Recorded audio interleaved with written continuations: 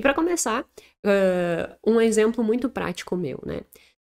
Quando eu, Jéssica, percebo que eu estou ficando irritada e o meu termômetro é irritação, eu olho para aquilo e digo assim: eu preciso mudar.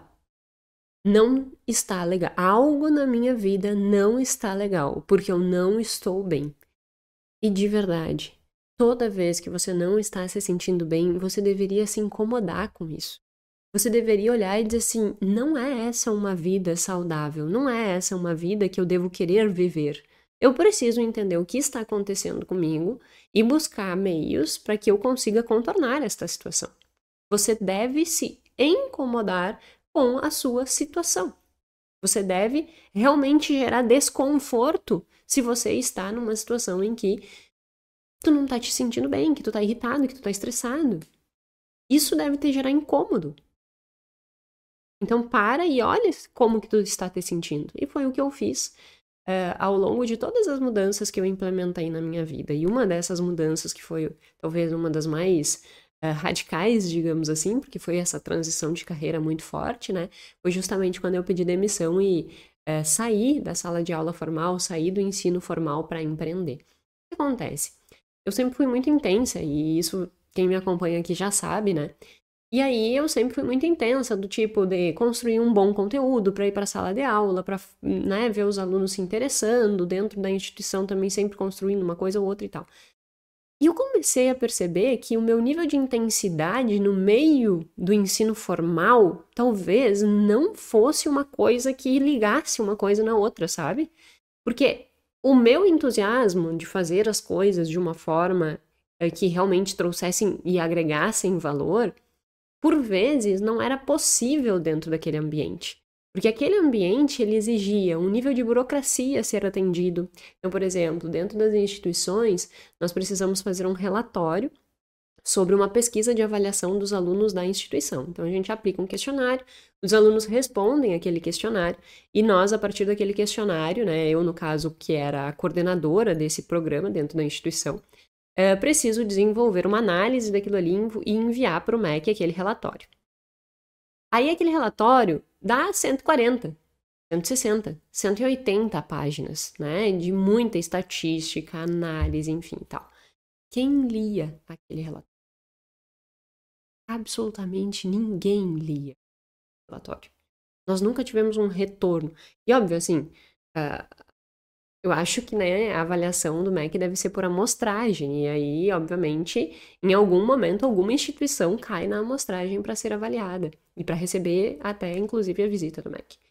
Só que eu, sim, eu começava a sentir que, tipo assim, eu empregava um esforço enorme naquilo ali, e no final das contas, a única coisa que eu tava era cumprindo com uma legislação, cumprindo com uma obrigatoriedade, e no final das contas, não serviria para nada, sabe?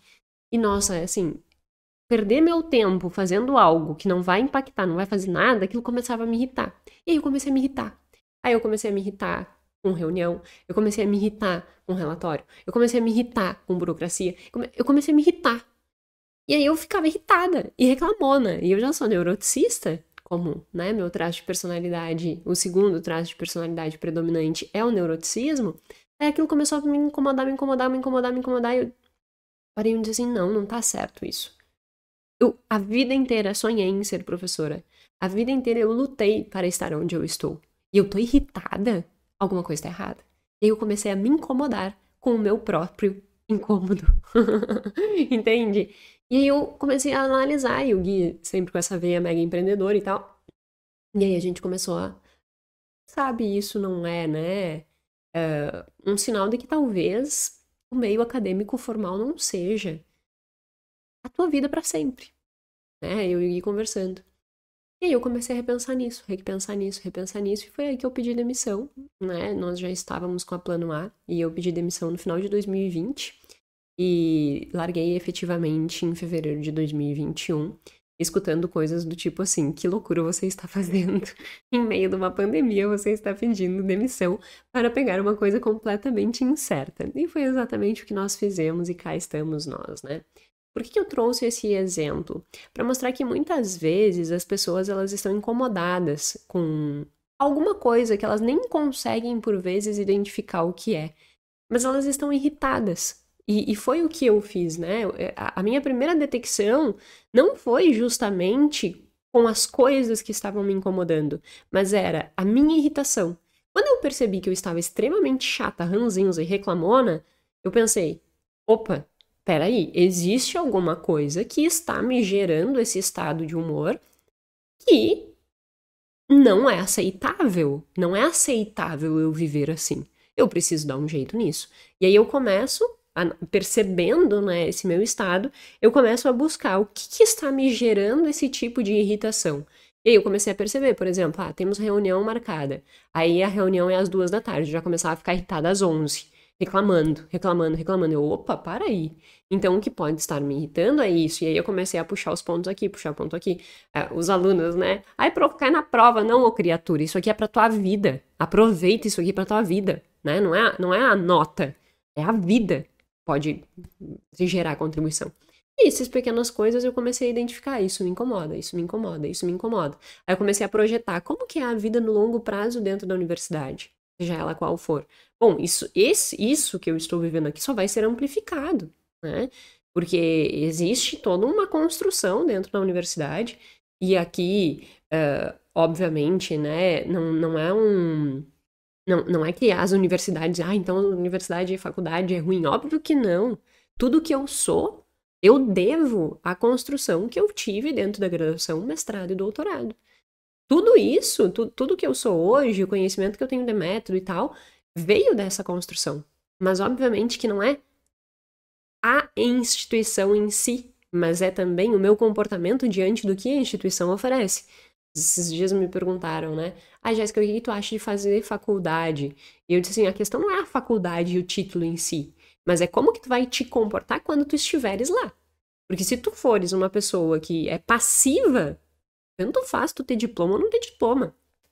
A coisa é a mesma, entendeu? Agora, se tu entrar lá e tu te inserir de modo a realmente aproveitar do que tem à disposição, te expor, né? Realmente, por exemplo, eu me expunha muito. Desde o meu terceiro ano da faculdade, eu estava publicando artigo, eu estava indo para congresso para apresentar congresso. Lembro até hoje, meu primeiro artigo publicado foi num evento em Porto Alegre, na URGS. Eu era de Santa Maria, né? Na Universidade Federal de Santa Maria. Fui para a URGS. E tinha que apresentar o artigo, 15, 20 minutos para apresentação, nervosa pra caramba. Minha mãe sempre me dando maior apoio, maior suporte. Filha, tu tem que fazer assim, tem que fazer assado. Treina, treina, treina, treina, vai pra frente do espelho, treina, treina, treina. Fui lá, fiz, e dali pra frente nunca mais parei. Então, assim, a questão é, existem muitas possibilidades dentro das universidades, só que são pouco aproveitadas pela maior parte das pessoas, tá? Então, a minha crítica aqui não é em relação a instituição em si, no sentido de possibilidades que ela te gera, mas é a construção burocrática que se faz e a estrutura do ensino que foi se estabelecendo, né? Hoje em dia, infelizmente, a gente tem um ensino muito precário, muito precário. E isso é muito triste para mim, como uma pessoa que defendo a educação, defendo o conhecimento, defendo o estudo com unhas e dentes. Eu acho que também, assim, o podcast Mais Que Finanças, ele é como se fosse um grito meu no sentido de dizer assim, sim, a gente pode fazer coisas de qualidade e tem gente que se interessa. Então, muito obrigada por você que está aí, que se interessa, sabe? Porque é realmente para mostrar assim, olha, chega dessa coisa de simplesmente cumprir tabela para fazer as coisas. Nós precisamos fazer as coisas porque realmente elas são relevantes e geram impacto. E aí, esses meus incômodos, no fim, né, fiz toda uma volta, mas para dizer que esses meus incômodos foram me gerando uma ação. E aí eu fui lá pedir demissão. Mas percebe que existia uma circunstância que num primeiro momento eu não conseguia identificar, isso alterava meu humor. Esta alteração de humor, né, que estava acontecendo, me gerava uma repercussão de expectativas, no caso negativas. Eu já vou explicar essa construção desse processo. E essas expectativas negativas, né, esse aprendizado de, bom, então é assim que será se eu seguir neste caminho. Então eu começo a gerar expectativas negativas e aí eu gero pensamentos e eu gero comportamentos. Então pensamento é, talvez isso aqui não seja para mim. meu comportamento, eu pedi demissão. Então percebe que existe um contexto que faz a alteração de humor. Essa alteração de humor muda a minha expectativa. A alteração dessa minha expectativa muda meu pensamento. A mudança do meu pensamento muda meu comportamento.